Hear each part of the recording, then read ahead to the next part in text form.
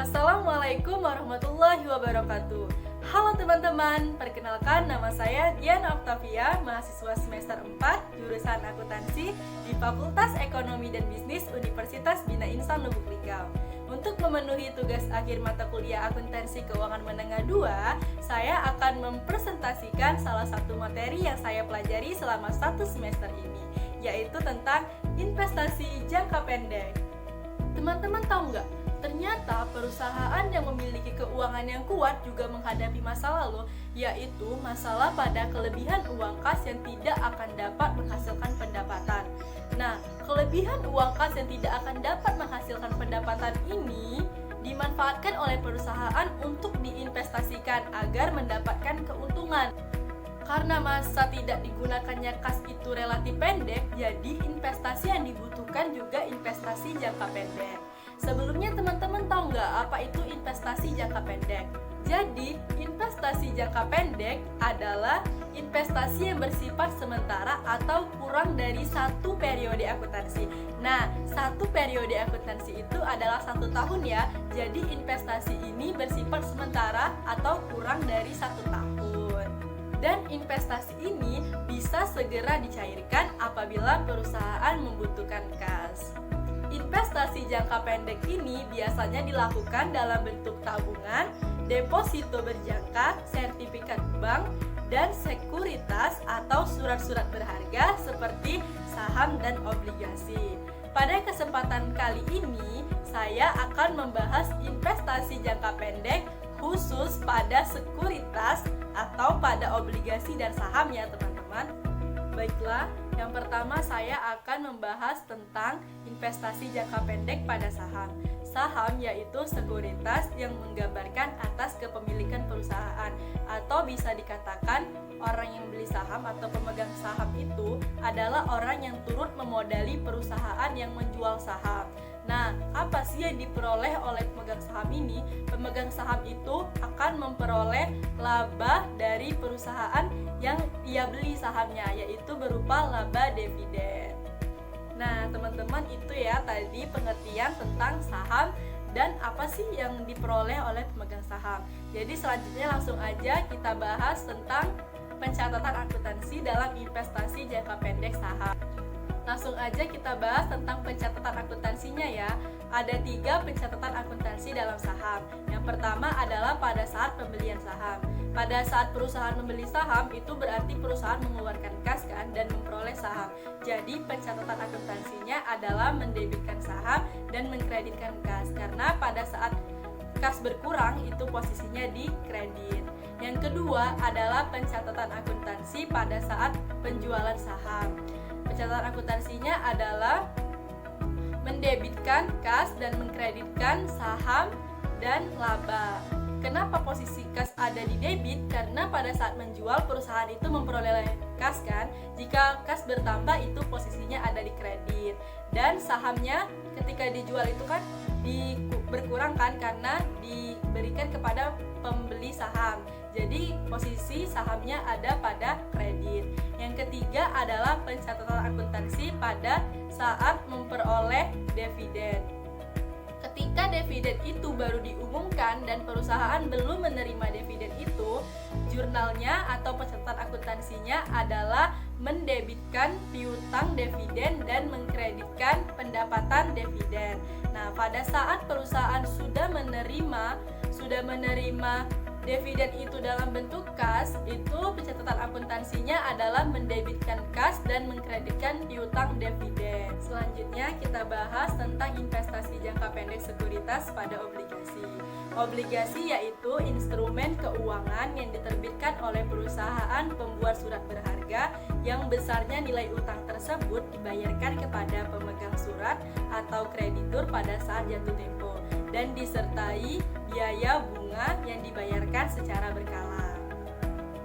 Langsung aja ya teman-teman, kita bahas tentang pencatatan akuntansi pada obligasi ini. Pencatatan akuntansinya ada 3 ya, sama seperti pada saham tadi. Yang pertama adalah pada saat pembelian obligasi.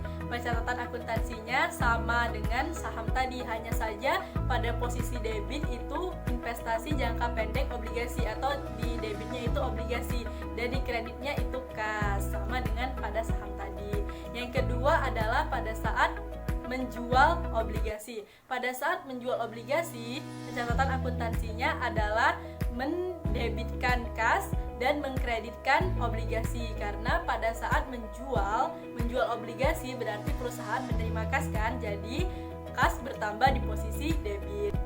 Nah, untuk pencatatan yang ketiga itu adalah pada saat perusahaan menjual obligasi berarti perusahaan menerima pendapatan bunga.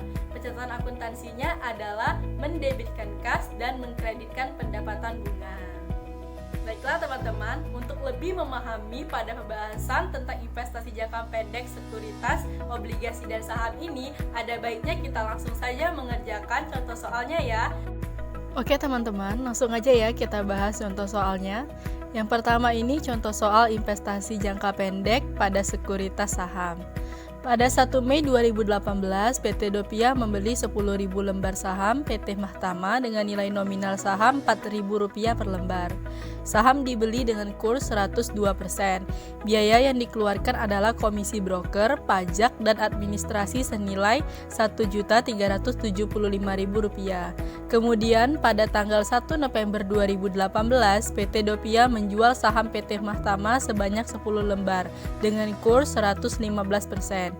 Biaya yang dikeluarkan untuk broker, pajak, serta administrasi sebanyak Rp3.375.000. Adapun pada 1 Agustus, PT Mahtama dalam RUPS memutuskan dan mengumumkan akan membagi dividen senilai Rp50 per lembar dan akan dibayarkan 3 bulan yang akan datang. Diminta untuk buatlah jurnal yang diperlukan. Nah, kita langsung aja ya mengerjakannya. Jadi penyelesaiannya itu pertama kita menghitung biaya perolehannya terlebih dahulu. Dari mana biaya perolehan saham ini diperoleh? Nah, yang pertama kita hitung dulu harga kurs sahamnya. Harga kurs saham tadi 102%. Kita kalikan dengan 10.000. 10.000 itu kita dapatkan dari jumlah saham yang dibeli ya.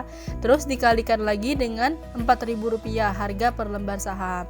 Nah, harga kurs saham 102% dikali 10.000 lembar saham dikali Rp4.000, dapatlah hasilnya Rp40.800.000.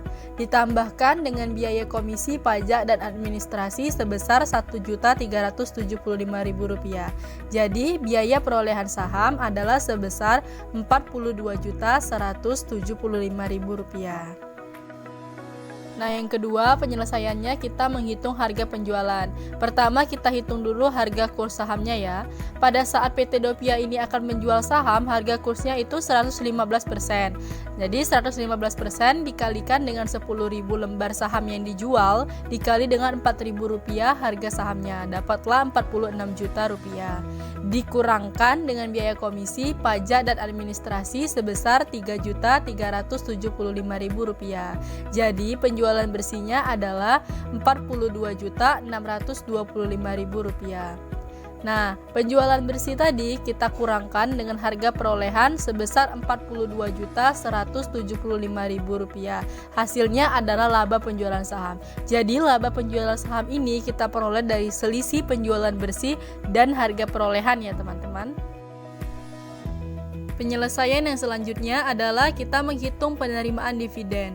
Pendapatan dividen sama dengan 10.000 lembar saham dikali Rp50. Rp50 itu kita dapatkan dari mana? Dari soal ya teman-teman. Di sini kan sudah dijelaskan pada soal itu PT Mahtama akan membagi dividen senilai Rp50 per lembarnya. Nah, jadi 10.000 ini kan jumlah lembar sahamnya dikali dengan Rp50 harganya. Nah, jadi pendapatan dividen di sini adalah senilai Rp500.000. Selanjutnya kita membuat pencatatan akuntansinya ya, atau jurnal. Di sini jurnalnya ada 3, seperti yang sudah saya jelaskan di awal. Jurnal yang pertama adalah jurnal perolehan atau jurnal pada saat pembelian saham, yaitu investasi jangka pendek saham pada kas senilai Rp42.175.000. Jurnal yang kedua adalah jurnal pada saat penjualan saham, yaitu kas sebesar Rp42.625.000 pada investasi jangka pendek saham sebesar Rp42.175.000 dan laba penjualan obligasi sebesar Rp450.000. Jurnal yang ketiga adalah penerimaan dividen. Pada penerimaan dividen ini ada 2 jurnal ya teman-teman. Yang pertama itu pada saat dividen itu baru diumumkan dan belum diterima oleh perusahaan Dovia sebagai kas. Nah, jurnal yang pertama ini adalah piutang dividen pada pendapatan dividen senilai Rp500.000. Nah, untuk jurnal yang kedua ini yaitu pada saat dividen sudah dibagikan dalam bentuk kas kepada PT Dovia dari PT Mahtama, yaitu jurnalnya kas pada piutang dividen sebesar Rp500.000. Baik teman-teman, kita langsung ke contoh soal yang kedua ya, yaitu contoh soal investasi jangka pendek pada sekuritas obligasi. Pada tanggal 1 Mei 2018, PT ANA membeli 50 lembar obligasi PT DCI dengan nominal Rp500.000 per lembar.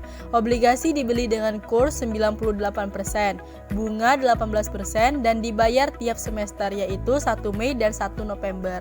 Biaya-biaya yang dikeluarkan adalah komisi broker, pajak dan administrasi senilai Rp1.225.000.